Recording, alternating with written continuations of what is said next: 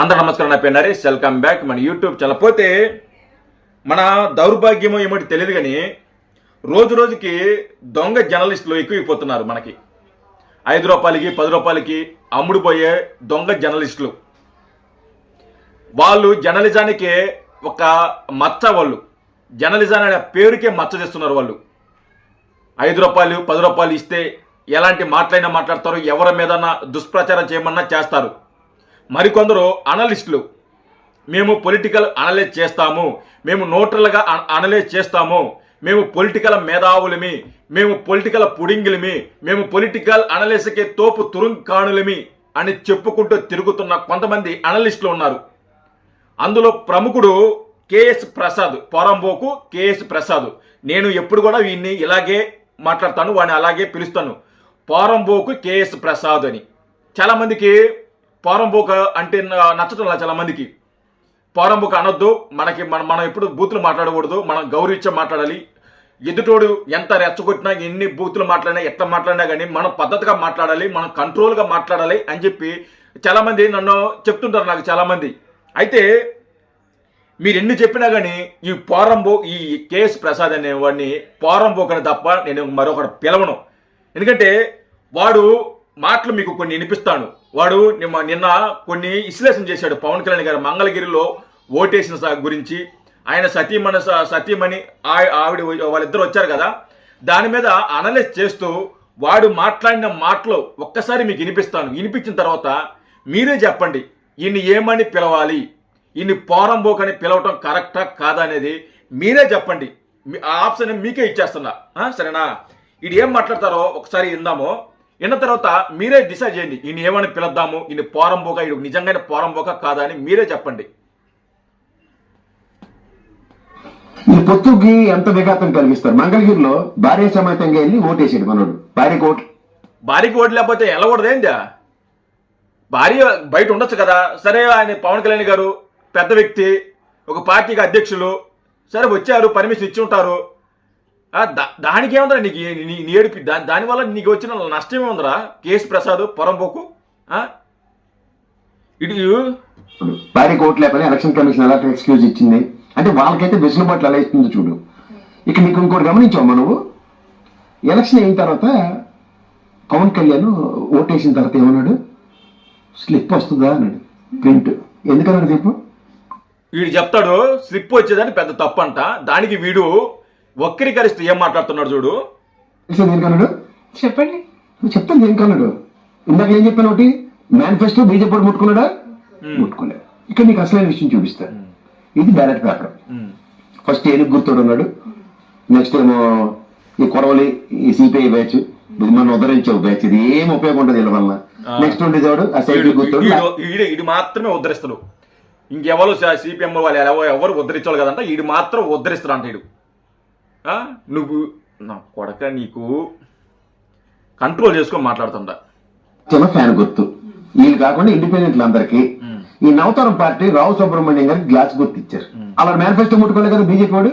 ఇది ఏం చేశాడంటే లోపల మంది తువ్వలు ఒప్పుకుంటాను, గ్లాస్ ఇరిగిపోద్ది, ఇవన్నీ కదా, గాజు గ్లాస్ గుర్తు కనబడాలి, అతక్కని గుద్దించాడు. ఈడొచ్చి పక్కనే ఉండి చూశాడు. ఎవరు కేసు ప్రస్తుతం అసలు నీకు సిగ్గుంది, ఎవరు పోరంబోకనా కొడక, నీకు సిగ్గుంది అసలు? ఏం మాట్లాడుతున్నా నీకైనా అర్థమవుతుందిరా? పవన్ కళ్యాణ్ గారు ఎవరికి ఓటేసేదనే సంగతి నీకెలా తెలుసురా పోరంబోకు? అసలు ఎవరికి ఓటేస్తున్నామో మనం ఓటేస్తుంటే మనకు తప్ప ఇంకెవరికి పక్కడికి తెలియదు, మనం చెప్తే తప్ప.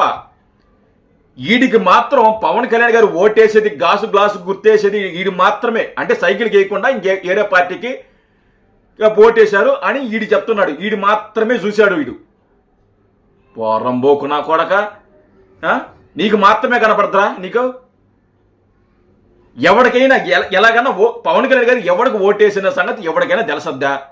ఇలాంటి విశ్లేషణ చేసేవాడిని, ఇలాంటి కామెంట్ చేసేవాడిని పోరంబోకు అని పిల్లక ఇంకేమని పిలవాలి? సరే, అందరు తాగాడా? అందరు తాగలా? ఇంకా చెప్తాడు చూడండి. గ్లాసు గుద్దించాడంటే వ్యాపకొస్తారు. పొత్తులోను మంగళగిరిలో నోటీస్ చేయాలి. ఫోన్లో మా అమ్మని తిట్టాడు, అందరు పక్కన ఉంటారు కదా. నీ అమ్మ తిట్టలేదు, సంతోషపడు. నీ అమ్మ అందరూ సార్ ప్రింట్ వస్తుంది, చచ్చిపోతాం సార్, రెడ్ హ్యాండ్ గా దొరికిపోతాం సార్. అందుకే ప్రింట్ వస్తుందా, ప్రింట్ గట్రా ఎవరు కదా అని భయం కలిగేది. సో పవన్ కళ్యాణ్ తను పోటీ చేసే నియోజకవర్గంలో ఓటేయలేదు, ఓటేసిన దగ్గర ఆ పార్టీకే లేదు, పొత్తుకు న్యాయం చేయలేదు. పొత్తు ధర్మం నిర్వర్తించిన ముగ్గురులో ఇద్దరు తేలిపోతే ఈ లేట్ చేసుకున్నట్టు. పొత్తు ధర్మం పాటించలేదని నీకు ఎవట్రా చెప్పాడు అసలు కేసు ప్రసాద్? అసలు నువ్వేం మాట్లాడుతున్నావురా? నువ్వేం మాట్లాడుతున్నావు అసలు? ఏంది నీ కథ ఏందిరా? పవన్ కళ్యాణ్ గారు సైకిల్ గుర్తుకు ఓటీ ఇవ్వడం ఏంది లోకేష్ గారికి? ఆయన ఓటీ ఏంది నువ్వు చూసావా? ఇలాంటి పోరబోగున కొడుకుల్ని, ఇలాంటి ఒక చిల్లరగాల్ని స్టూడియోలో కూర్చోబెట్టి జీతాలు ఇచ్చి వాడికి ఫుడ్ పెట్టి వాడికి మందు పోసి వాడికి అమ్మాయిని సెట్ చేసి ఇన్ని అబద్ధాలు ఆడిస్తున్నారు. అసలు మీరు మనుషులా లేకుంటే సిగ్గు ఉందరా మీకు? జనాలు ఉమ్మొస్తారు అని కొంచెమన్నా మీకు సిగ్గు కూడా లేదురా? ఏం మాట్లాడుతున్నారా మీరు? Very funny. ఎవరికి తెలియదు ఇప్పటివరకు విషయం. ఈమె తెలుస్తుంది ఫన్నీ. ఈవిని ఆ మహిళ కాబట్టి గుమ్మున సైలెంట్గా ఉండగానే, లేకుంటే ఫన్నీ అంట ఫన్నీ.